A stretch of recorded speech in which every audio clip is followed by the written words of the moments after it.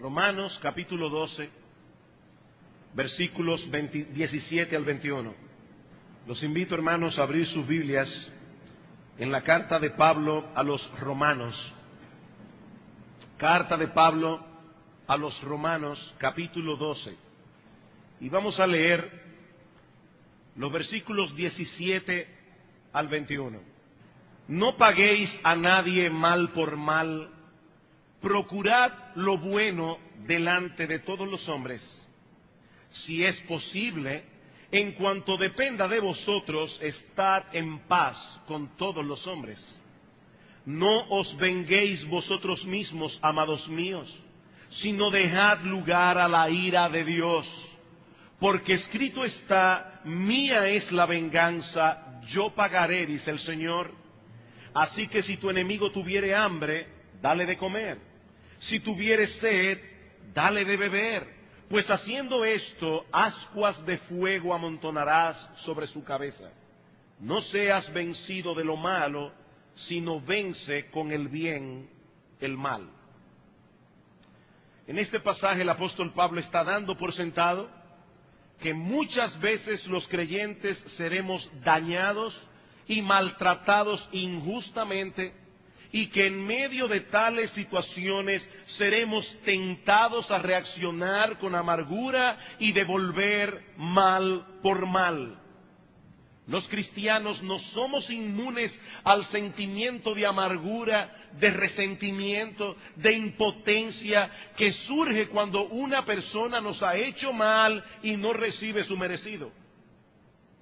Pero el mandato bíblico es claro y contundente: no paguéis mal por mal.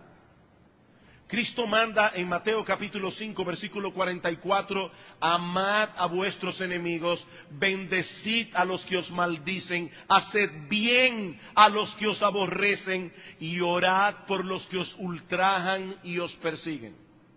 Ahora yo me pregunto, cuando el Señor Jesucristo pronunció estas palabras en el Sermón del Monte, ¿conocía él el caso de aquella esposa cristiana que tiene que tratar con un marido incrédulo, indiferente, desconsiderado, necio, cruel, día tras día, mes tras mes, año tras año? ¿Conocía Cristo el caso de esos padres que sufren profundamente la terrible ingratitud de uno de sus hijos? ¿O el desempleado cristiano que tiene que soportar a un jefe iracundo e intolerante que para colmo de males no paga bien y exige mucho? ¿O ese otro caso del hermano que ha sufrido la injusticia de un impío que ha sobornado a un juez en contra suya y que ha sufrido una pérdida considerable de sus bienes? ¿Conocía el Señor el de aquel otro hermano que ve con impotencia cómo alguien se ha dado a la tarea de esparcir rumores falsos en su contra y que mucha gente está comenzando a creer? Sí, mis hermanos, él conocía no solamente todos esos casos, sino muchísimos otros aún más graves y que nosotros no podemos enumerar aquí. Sin embargo, aún así, Cristo nos dice: amad a vuestros enemigos. Antes que albergar amargura y resentimiento en el corazón contra aquellos que nos hacen mal, el Señor nos manda a amarles y hacerles bien. No importa qué tan grande sea el mal recibido, la respuesta del cristiano siempre debe ser el amor. Nunca la amargura, nunca el resentimiento. Ahora, mis hermanos, eso es fácil de decir, pero qué difícil de practicar. Eso es fácil de decir, qué difícil de practicar. Sobre todo en aquellos casos donde el daño ha sido irreparable, severo, y la persona en cuestión parece estar tranquila y campante, sin recibir ninguna consecuencia por sus actos. ¿Cómo podemos enfrentar la amargura y el resentimiento en medio de situaciones como estas? cómo enfrentar el maltrato y las injusticias que se cometen en contra nuestra, de modo que podamos reaccionar como cristianos, como hijos que somos de ese Padre que hace salir su sol sobre malos y buenos, que hace llover sobre justos e injustos. Bueno, ese es el tema que yo quisiera tratar con ustedes en esta mañana. Y lo primero que quiero que veamos en esta mañana es el proceso que ocurre dentro de nosotros cuando sufrimos injustamente. Un proceso que puede hacer brotar en nuestro corazón la hierba mala de la amargura si no lo manejamos bíblicamente. Yo estoy seguro que todos los cristianos verdaderos que están reunidos aquí en esta mañana sabemos que la palabra de Dios no nos da otra opción que la de devolver bien al que nos hace mal. Como vimos hace un momento, el Señor Jesucristo ha ordenado a los suyos que amen a sus enemigos, que oren por aquellos que los persiguen. Y la razón que da para el mandamiento es más poderosa que el mandamiento mismo, para que seáis hijos de vuestro Padre que está en los cielos. Ustedes dicen ser creyentes, muestren su filiación celestial haciendo bien al que les hace mal, porque eso es lo que Dios hace todos los días. Él hace salir su sol sobre malos y buenos. Él hace llover sobre justos e injustos. Mientras permanezca la edad presente, Dios seguirá repartiendo muchos de sus dones y muchas de sus bendiciones a personas crueles y perversas. Hablando de los paganos que no conocen a Dios y que cometen toda clase de aberraciones y de inmoralidad, dice el apóstol Pablo en Hechos capítulo 14, versículo 17, dice que a esas personas Dios les ha dado testimonio de sí mismo. ¿Cómo? Haciendo bien, dándonos lluvias del cielo y tiempos fructíferos, llenando de sustento y de alegría nuestros corazones. Hay personas que dicen, yo no entiendo cómo, si es verdad que existe Dios, hay tanto mal en el mundo. Pregunta errónea. Pregunta errónea. La pregunta que debemos hacer es, ¿cómo habiendo tanto pecado en el mundo? ¿Cómo habiendo tantos perversos en el mundo? ¿Cómo habiendo tantas personas que tienen un claro testimonio de la existencia de Dios, aún así lo niegan? Y Dios, como quiera, les da motivos para alegrarse en esta vida. Esa es la pregunta. Esa es la pregunta. Haciendo bien, dando lluvia del cielo, tiempos fructíferos, llenando de sustento y de alegría nuestros corazones. Eso hace Dios con personas que no lo conocen. Eso hace Dios por personas que aborrecen su nombre, que no le sirven, que no le aman, que no le obedecen, que no le adoran. Personas que son enemigas declaradas de Dios y aún así Él les hace bien. Y lo que nuestro Señor nos dice en el Sermón del Monte es que si somos hijos de Dios, debemos mostrar nuestra filiación imitando en eso a nuestro Padre Celestial. En Lucas capítulo 6, los versículos 35 al 36, que es el texto paralelo al de Mateo, que acabamos de citar, dice, amad pues a vuestros enemigos y haced bien y prestad, no esperando de ello nada, y será vuestro galardón grande, y seréis hijos del Altísimo, porque Él es benigno para con los ingratos y malos. ¿Ustedes saben cuántas personas reciben un montón de bendiciones todos los días de Dios y ni se les ocurre darle las gracias? Son ingratos y malos, y Dios les hace bien. Sed pues misericordiosos, dice el Señor, como también vuestro Padre es misericordioso. Ellos son ingratos, son malos, pero Dios comparte con ellos muchas de sus bendiciones. Él es benigno con personas que merecen recibir todo el peso de su ira, aún en este mismo instante. Y todavía Dios tiene tanta misericordia que los trae a una iglesia para escuchar su palabra. A personas que lo odian, y Dios les hace bien. Y mi hermano, si tú clamas ser hijo de ese Dios, tú no tienes otra opción. Tú debes imitarlo en eso. Ahora bien, el hecho de que seamos creyentes, como yo decía en la introducción, no elimina la realidad de que fuimos creados a la imagen de Dios. Y como tales, nosotros llevamos dentro de nosotros un fuerte sentido de justicia, porque Dios es justo. Un fuerte sentido de justicia que nos dice que el mal debe ser castigado y el bien debe ser recompensado proporcionalmente. La gente de Hollywood sabe eso. Y por eso pueden producir películas tan taquilleras, porque ellos saben que el espectador se va a identificar con la trama. Cuando un individuo sufre injustamente, y en lo más profundo de nuestro corazón nosotros sentimos que hay algo que debe suceder allí. El mal debe ser castigado, el bien debe ser recompensado y debe ser proporcionalmente. Proporcionalmente.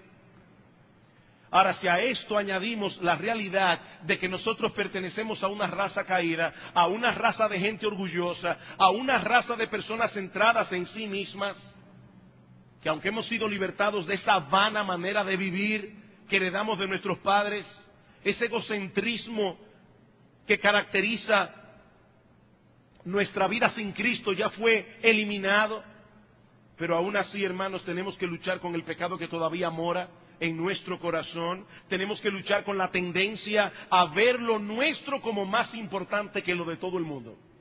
Nuestro problema es peor que el de todo el mundo.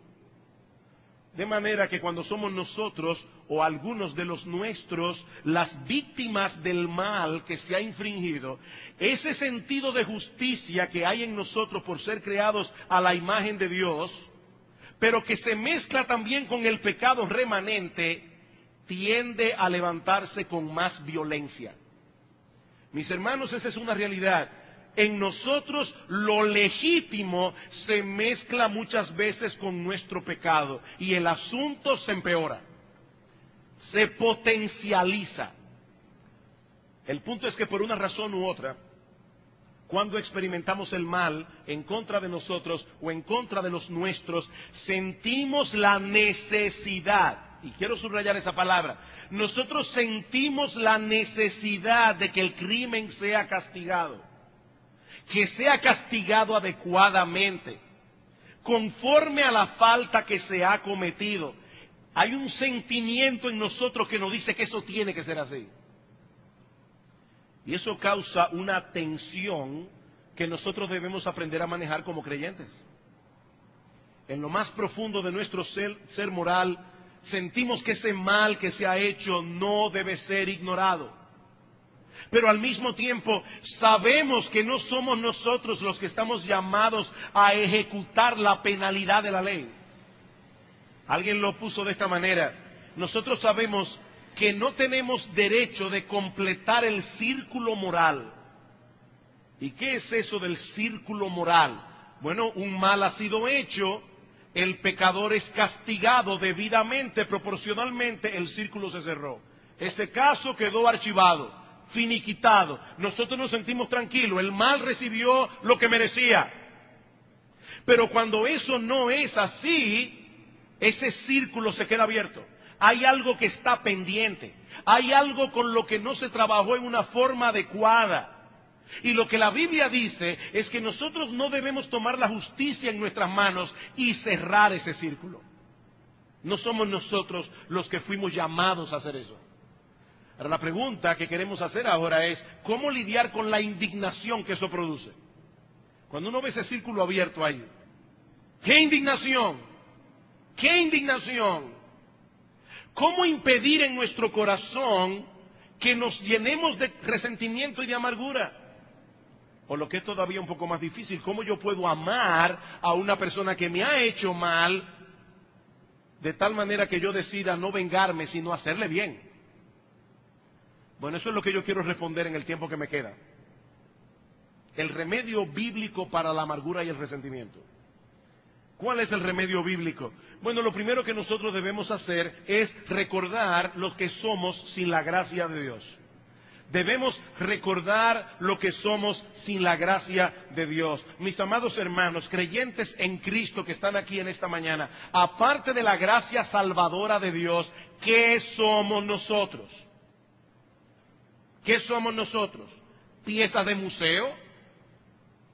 No, somos pecadores y transgresores que no merecemos ninguna otra cosa que no sea la ira de Dios por causa de nuestros pecados. Eso es lo que somos. Y si eso es lo que somos, entonces no hay razón para protestar. Quizá hemos sido tratados injustamente, porque se nos ha acusado de una falta que no hemos cometido. O se nos ha hecho un mal sin razón alguna. O peor todavía, alguien a quien nosotros nos hemos dedicado a hacerle bien, ahora nos está haciendo mal. Bueno, hermanos, el punto es que si Dios y los hombres nos dieran lo que merecemos por las faltas que sí hemos cometido, porque usted está diciendo, yo no hice de lo que se me acusa, muy bien.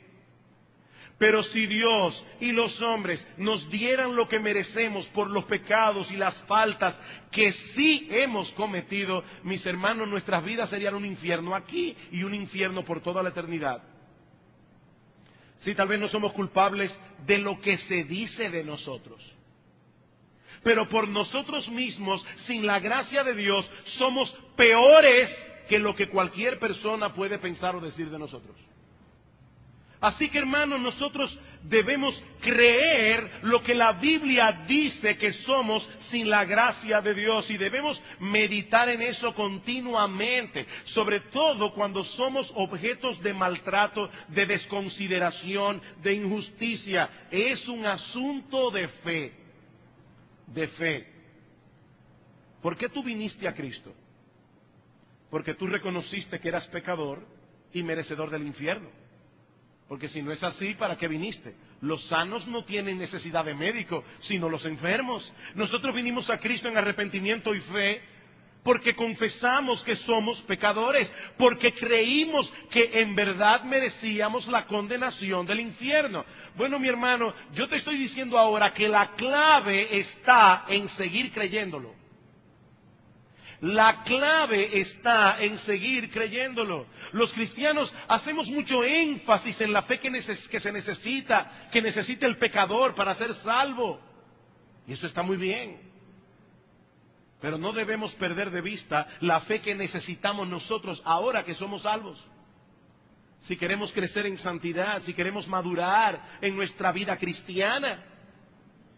Así que las mismas cosas que creímos cuando vinimos a Cristo, debemos seguirlas creyendo día tras día y aplicarlas en el momento preciso para luchar con las tentaciones.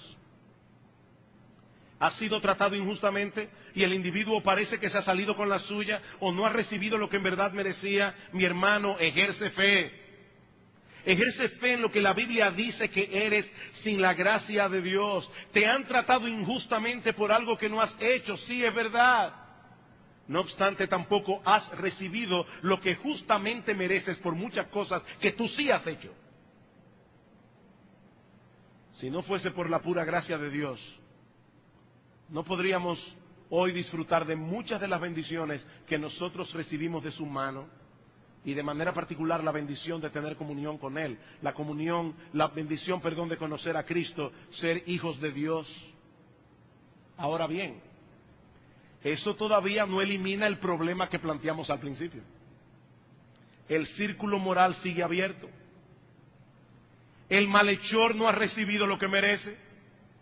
Y nosotros seguimos luchando con un sentido de indignación, producido en parte por la imagen de Dios en nosotros. No lo olvides. Eso es parte de la imagen de Dios en nosotros. Cada vez que una persona dice, eso es injusto, está reconociendo a Dios. Porque está reconociendo que hay una norma de justicia a la que todos deberíamos amoldarnos. ¿Y de dónde viene esa norma de justicia? Del Dios que nos creó a su imagen y semejanza. Eso está allí todavía trabajando en nuestro corazón. Y a veces mezclado con el pecado que todavía mora en nosotros. ¿Cómo podemos enfrentar adecuadamente ese problema? La respuesta es ejerciendo fe en la administración de la justicia de Dios. Ejerciendo fe en la administración de la justicia de Dios. Veamos una vez más Romanos capítulo 12, versículo 17. No paguéis a nadie mal por mal, procurad lo bueno delante de todos los hombres, si es posible, porque a veces no es posible, pero si es posible, en cuanto dependa de vosotros, estad en paz con todos los hombres. No os venguéis vosotros mismos, amados míos, sino dejad lugar a la ira de Dios, porque escrito está, mía es la venganza, yo pagaré, dice el Señor. Así que si tu enemigo tuviere hambre, dale de comer, si tuviere sed, dale de beber, pues haciendo esto, ascuas de fuego amontonarás sobre su cabeza. No seas vencido de lo malo, sino vence con el bien el mal. Mis hermanos, Pablo dice aquí que la venganza le pertenece al Señor. Él se encargará en su momento de que cada cual reciba lo que merece. Mi amigo que estás aquí sentado en esta mañana, algún día todo hombre recibirá lo que merece. Mía es la venganza, yo pagaré, dice el Señor. Él se encargará de cerrar el círculo moral en todos los casos. Y nuestro sentido de justicia quedará plenamente satisfecho.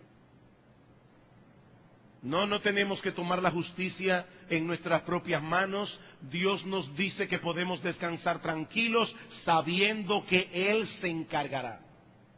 Él se encargará. Por eso es que Pablo dice que nosotros debemos dejar lugar para la ira de Dios. Dejar lugar. Cuando tomamos venganza por nosotros mismos, estamos sustituyendo la ira de Dios por la nuestra. No estamos dejando lugar para la ira de Dios.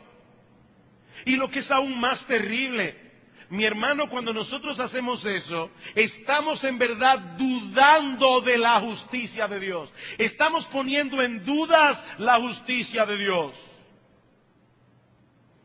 Cuando tomamos venganza con nuestras propias manos y damos riendas sueltas a nuestra amargura, a nuestro resentimiento, estamos actuando como paganos, estamos actuando como impíos, estamos actuando en incredulidad, no estamos confiando en la promesa que Dios nos ha dado. Sí, yo sé que te han tratado injustamente, dice Pablo, y yo sé que esa persona merece ser castigada por lo que ha hecho. Y yo sé que aún no ha recibido su merecido, pero no te corresponde a ti aplicar el castigo. Dios se encargará de ese caso como tú no puedes hacerlo. ¿Sabes por qué? Porque Dios puede ver el mal desde todos los ángulos. Nosotros tenemos una visión de túnel, vemos una parte del problema, pero cuando Dios va a tratar con un problema, Él ve el problema de todos los ángulos, desde todas las perspectivas. Él ve lo que el individuo hizo, Él ve la motivación de su corazón, Él ve el pensamiento perverso que tuvo, las maquinaciones que tuvo, Él lo ve todo. Y cuando Él aplique su justicia, créanme mis hermanos, será una justicia cabal y perfecta. Una justicia que tomará en cuenta todos, absolutamente todos los aspectos del mal que ha sido hecho. Eso no lo puedes hacer tú ni puedo hacerlo yo. Ahora yo te pregunto, mi hermano, ¿tú crees en esa promesa? ¿Tú crees en esa promesa? Porque solo la fe en esa promesa te ayudará a vencer la amargura y el resentimiento. Él nos promete que se encargará de juzgar a nuestros enemigos y de darles el pago. ¿Saben para qué? Para que nosotros podamos ahora tranquilamente dedicarnos a hacerle bien. Ese es el punto. Él te dice, mira, deja lugar para la ira mía. La parte que te toca a ti ahora, en este lado del cielo, es hacerle bien. Dedícate tranquilamente a hacerle bien, que yo me encargo del resto. La otra parte me toca a mí, no te toca a ti. Esa fue la forma como nuestro Señor Jesucristo lidió con este asunto. Y de paso, enseñándonos un ejemplo que nosotros debemos copiar. Él nos dejó ejemplo para que sigamos sus pisadas. Mis hermanos, en toda la historia humana, nadie nunca ha sido tratado tan injustamente en el mismo grado que nuestro Señor Jesucristo. Nadie. Él era sin pecado, Él nunca dañó a nadie, por el contrario se dedicó activamente a buscar el bien de otros, activamente, hasta el punto de dar su vida por personas que no lo merecían en absoluto. Nadie ha merecido nunca más honor que Jesús. Nadie. Y nadie ha sido ni será nunca más deshonrado que Él. Aún en esta misma hora. Es más, hay personas aquí sentadas que en este mismo momento están deshonrando a Jesucristo. Aquí, ahora mismo. Y Dios puede mandarles un rayo y fulminarlos, ahora mismo. O detener su corazón. El corazón de cada uno de ustedes está en las manos de Dios. Es Él que decide si va a ser un tic más. O si va a ser tic, tic, tic y se paró y se acabó. Es Él que lo decide. Y aún así Dios los mantiene con vida. Y les da la oportunidad de seguir escuchando su bendita palabra para que sean salvos. Ese es nuestro Señor Jesucristo. Nuestro bendito Señor. Miren, hermanos, si alguien tenía derecho a sentirse amargado, desilusionado, deseoso de venganza, era Cristo.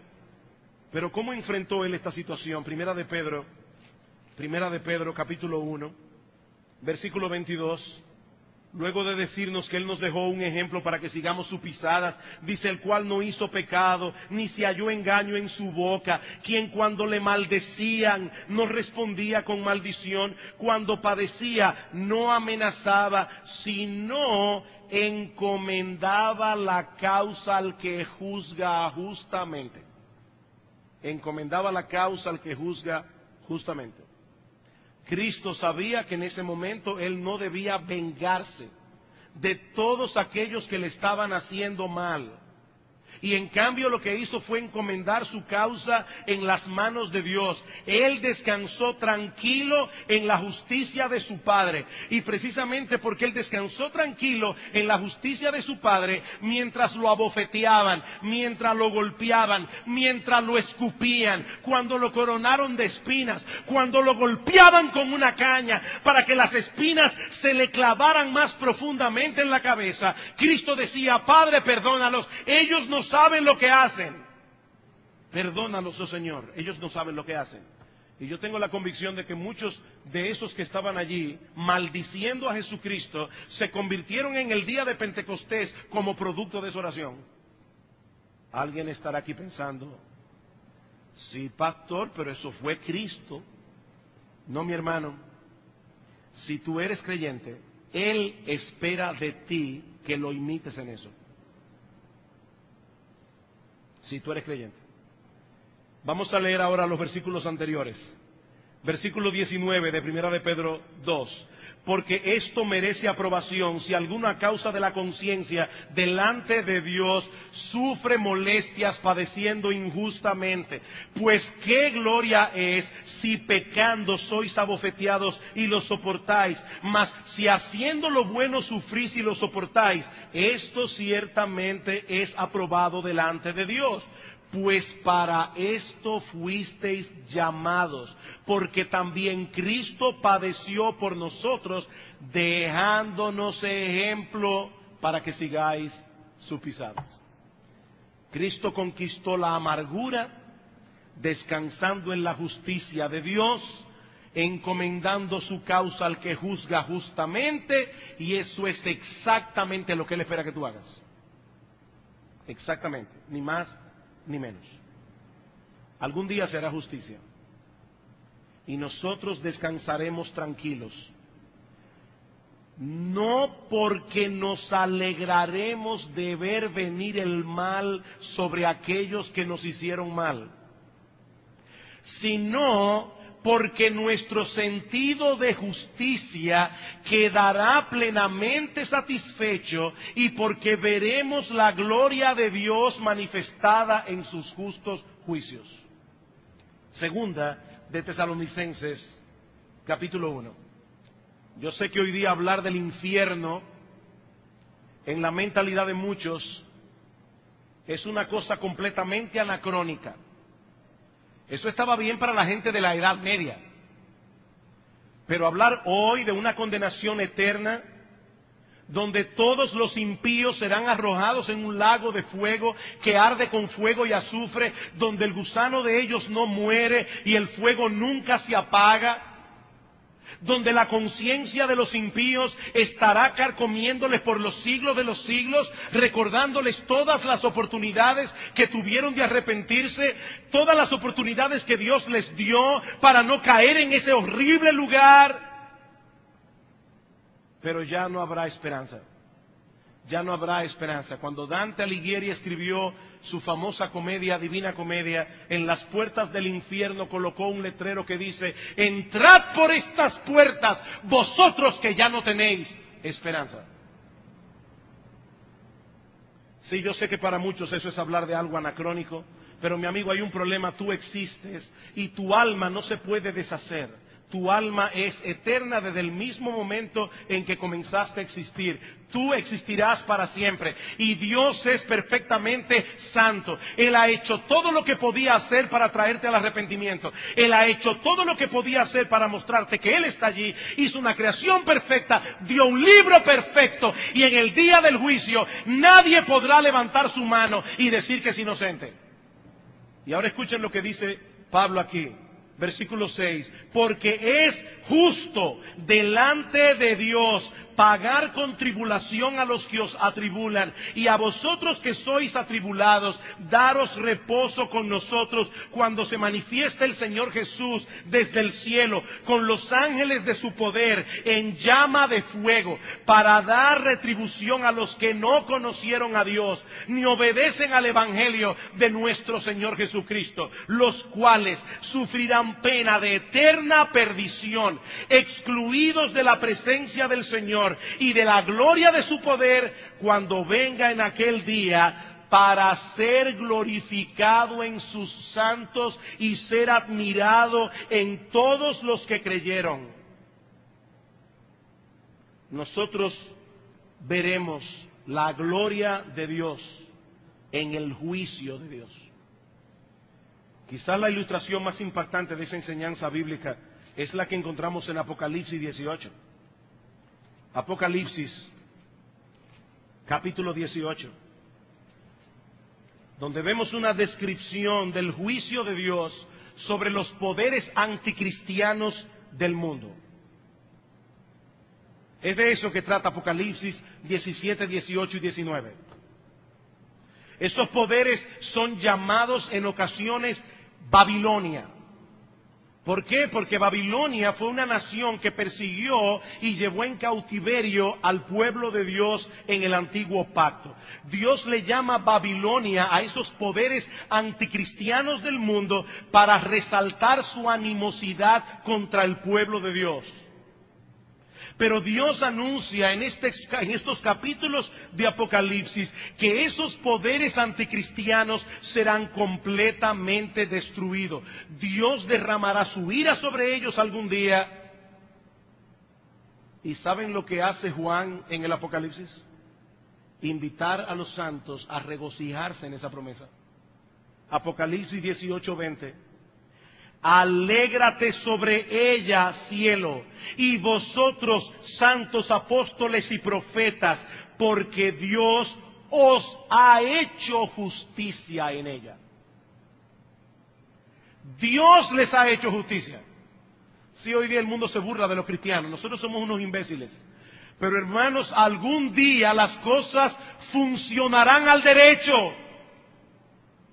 Y dice Juan aquí, regocíjate cielo, regocíjese en santos, porque Dios finalmente os ha hecho justicia. Apocalipsis 19, versículos 1 y 2. Después de esto oí una gran voz de gran multitud en el cielo que decía, aleluya, salvación y honra y gloria y poder son del Señor Dios nuestro, porque sus juicios son verdaderos y justos, pues ha juzgado a la gran ramera que ha corrompido a la tierra con su fornicación y ha vengado la sangre de sus siervos de la mano de ella.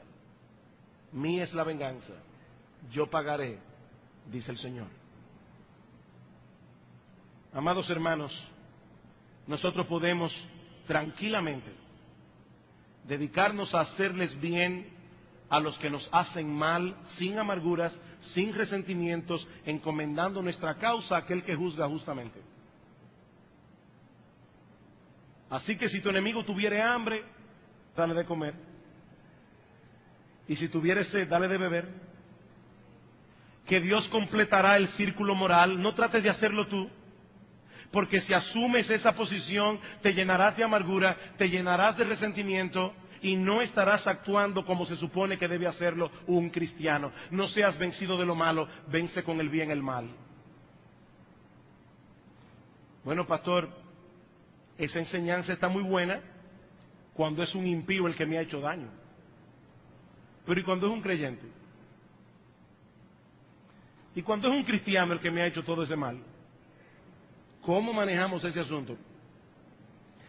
Porque no podemos estar esperando en la justicia futura de Dios, porque la Biblia dice que ya no hay condenación para aquellos que están en Cristo. Bueno, ¿qué debemos hacer?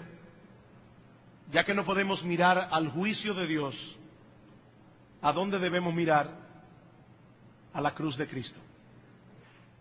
Mi hermano, todos los pecados que han sido y serán cometidos en contra de los creyentes ya fueron vengados en la muerte de nuestro Señor Jesucristo. Todos nosotros nos descarriamos como ovejas, cada cual se apartó por su camino, mas Jehová cargó en él el pecado de todos nosotros. El justo murió por los injustos para llevarnos a Dios.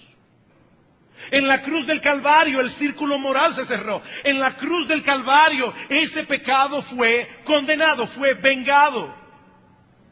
Y debo aclarar que ciertamente hay lugar para tratar bíblicamente con el pecado que otros cometen contra nosotros. Si tu hermano peca contra ti, ve y repréndelo estando tú y él solos. La Biblia nos da principios para tratar un problema personal con otro en la iglesia, pero mi hermano, no hay lugar para la amargura y el resentimiento.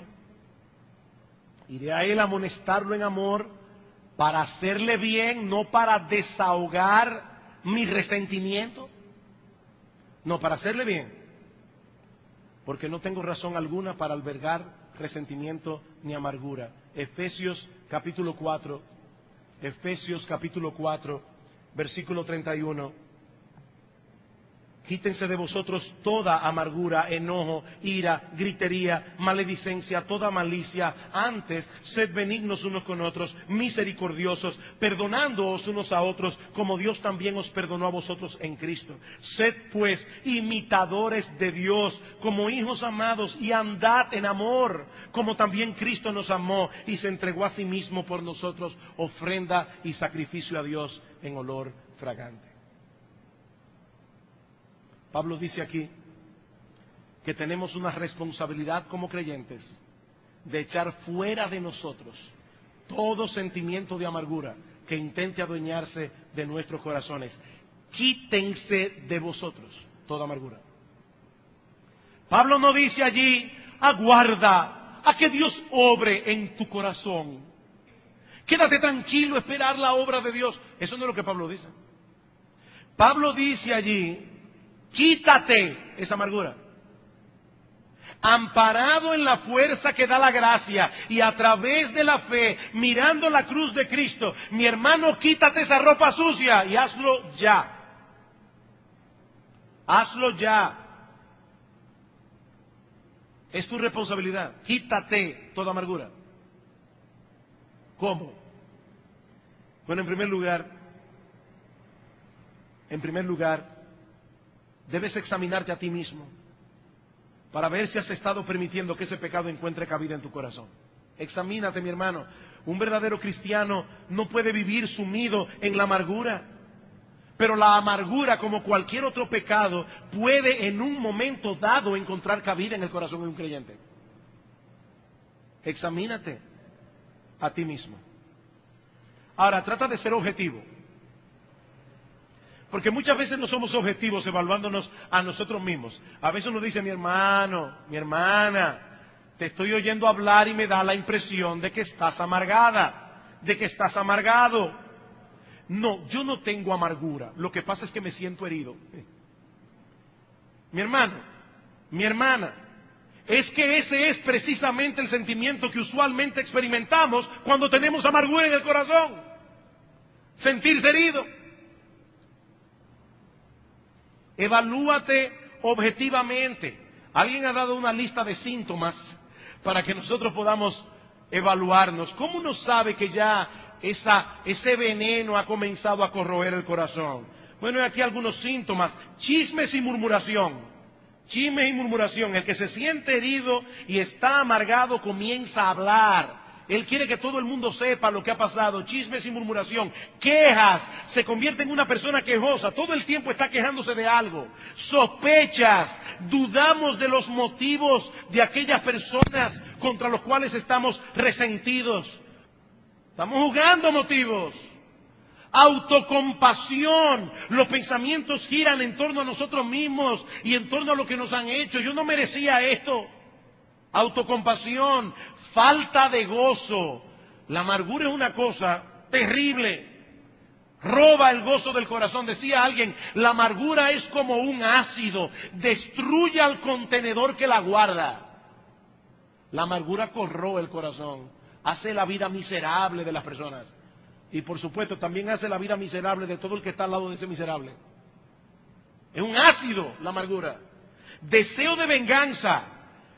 Una actitud hipercrítica hacia el pecado de los demás. ¿Eso hace una persona amargada? Una persona amargada está más pendiente de lo que otros están haciendo mal, a su propio pecado. Ellos se creen fiscales de todo el mundo. Es un amargado, es una amargada.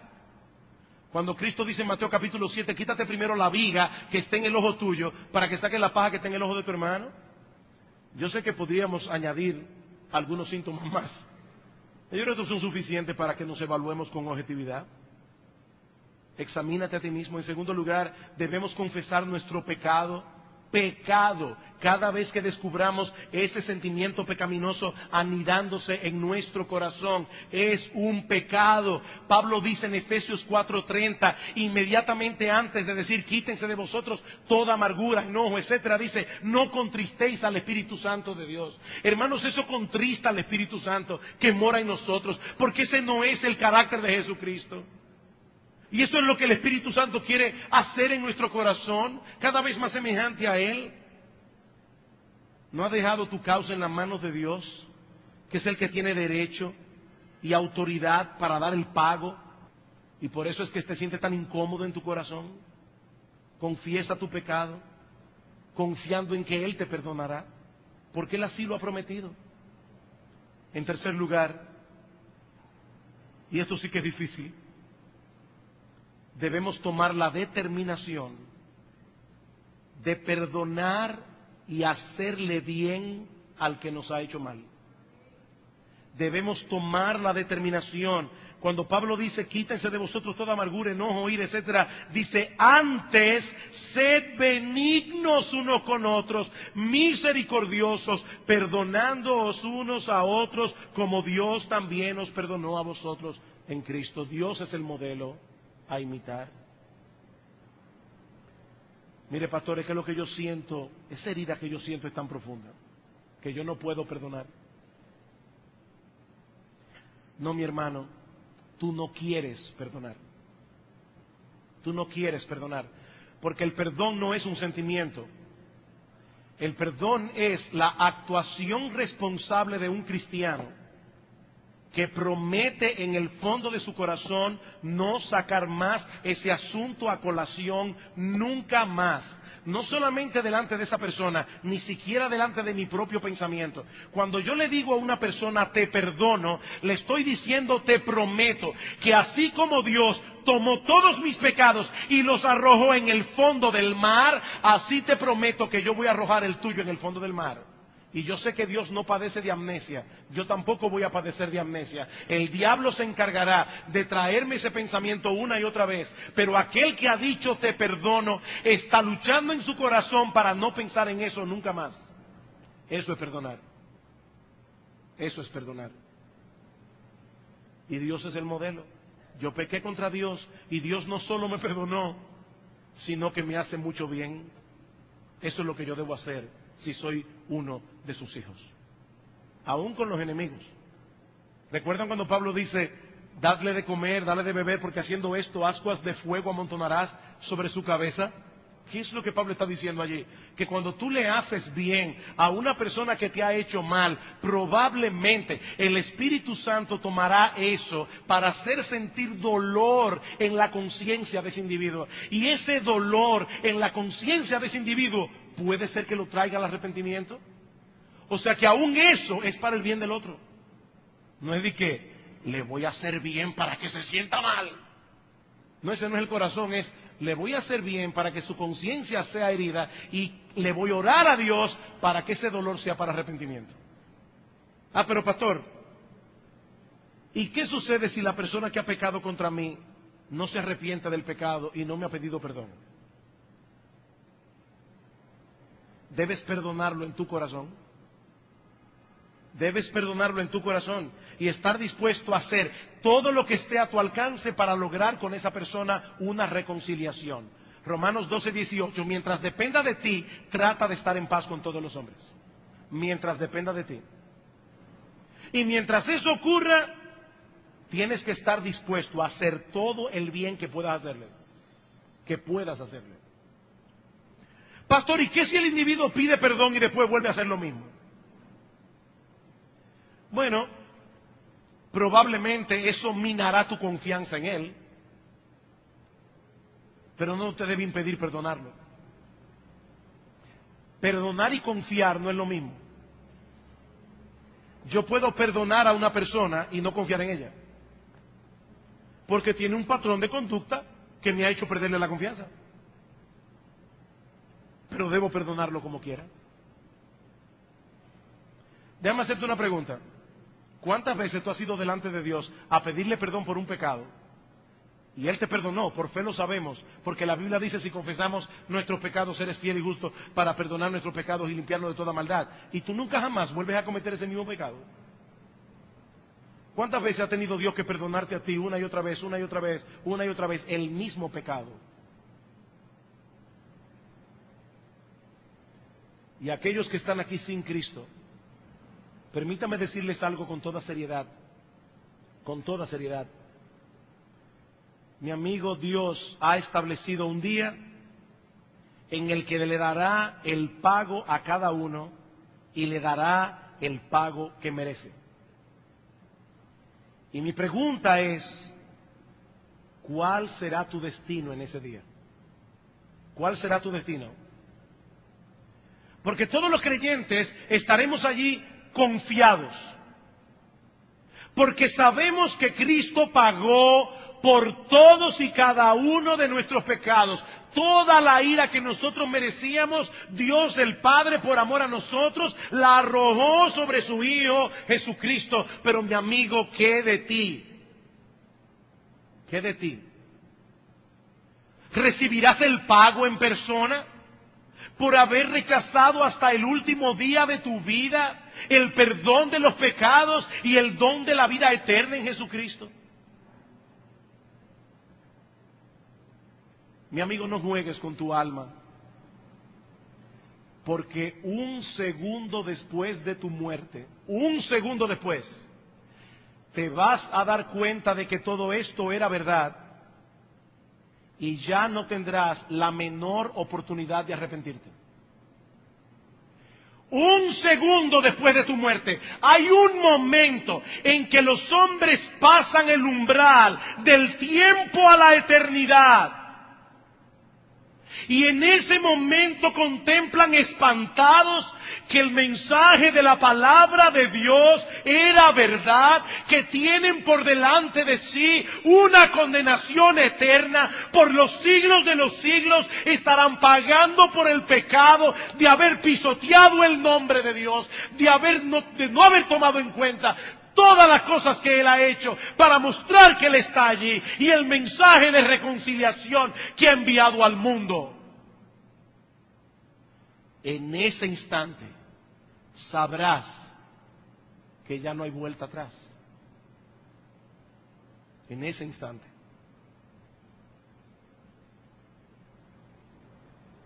¿Te atreverás a presentarte en el día del juicio para defenderte a ti mismo? Hay un abogado que nunca ha perdido ni perderá un juicio delante del trono de Dios, nuestro bendito Señor y Salvador Jesucristo, y Él puede ser tu abogado en este día, en esta misma hora, si vienes a Él en arrepentimiento y fe. Mi amigo, no juegues con tu alma. Yo no estoy hablando aquí de si va a ganar el PLD o el PRD o el PRCC y resulta que todavía tengo 4 años para sacar al que tenga el gobierno si no me agrada. No, aquí no estamos hablando de ese tipo de boberías, aquí estamos hablando de tu alma inmortal, aquí estamos hablando del castigo que Dios ha de infringir sobre los pecadores por los siglos de los siglos, un castigo muy bien merecido. Porque Dios en su amor envió a su propio Hijo a morir en una cruz, para que todo aquel que en Él cree no se pierda, mas tenga vida eterna. ¿Qué castigo tú crees que merecerá a aquellos que pisotearen al Hijo de Dios? Pero mi amigo, hay esperanza todavía para ti, porque tu corazón sigue latiendo. Y Dios en su bondad y en su misericordia te ha traído a este lugar a escuchar una vez más el mensaje del Evangelio. No menosprecies la misericordia de Dios. No menosprecies la misericordia de Dios. Vamos a orar. Padre, ciertamente tú eres un Dios perfecto en justicia, pero también eres un Dios perfecto en amor.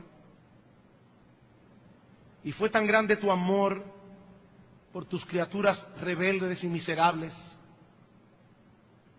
que enviaste a tu propio Hijo, la segunda persona de la Trinidad, que se hizo hombre, para recibir en su cuerpo y en su alma toda la ira que por tu justa justicia merece todo pecador. Gracias por tu bendito Hijo. Gracias por nuestro Salvador. Oh Señor, ayúdanos para que podamos mirar por los ojos de la fe a aquel día del juicio o a la cruz del Calvario cuando alguien nos hace mal, para poder enfrentar correctamente el sentimiento de amargura y de resentimiento. Líbranos de ese ácido que corroe el corazón. Pero mira también, Señor, a aquellos que están aquí sin Cristo. Dios nuestro, ten misericordia. Señor, ten misericordia. Señor, por amor a tu Hijo, por la gloria de tu Hijo Jesucristo, que sigue teniendo poder para salvar, manifiesta aquí, en esta hora, en este lugar, que Cristo sigue siendo un poderoso Salvador y que Él todavía concede arrepentimiento y perdón de pecados. Salva, Señor, te lo suplicamos. Salva, Señor.